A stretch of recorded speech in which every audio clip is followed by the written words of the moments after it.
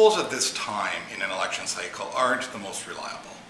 People really aren't engaged in that issue. They're not really turned their mind to who they're going to support. There's no imminent threat of an election. At least there's not the perception of one.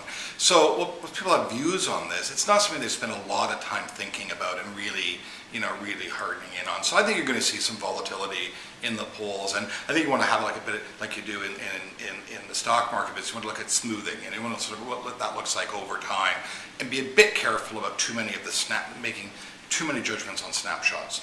As much as the Conservatives have had some rough patches, they really haven't done those things outside of what their core competencies are. Now maybe the crazy spending on the G8 and the G20 might be the first one of those things, but most of the bumps along the way that they've done, or things that a lot of people might not have liked, aren't really things that would surprise you. Right? They're not outside of what the Conservatives would be known for. So for example, cancelling the funding for the Gay Pride Parade in Toronto, which outrages tons of people, right?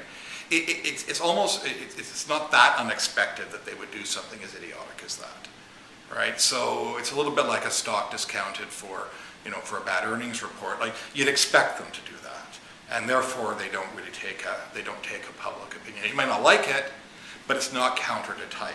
I think generally speaking, the Prime Minister's deportment and his expansiveness on the world stage, I think Canadians, whether they like him or not, think he's represented us well. If you look at the polling, I think most Canadians, they don't like him. That's clear. There was some polling done on that this week about some of the attributes, but they do think that he's doing a good job. So in terms of the core Conservative deliverables, right, managing the economy, defense, law and order, and just running the place, he's getting good. I think he gets very good marks. And that's what people look to Conservatives for.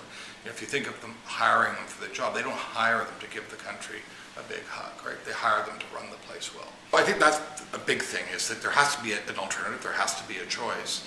You got to vote for someone, in theory at least. And when you look at it that way, I think a lot of what you're seeing for the Conservatives isn't necessarily reflective of what they're doing, but it's reflective of the absence or what the Liberals are doing.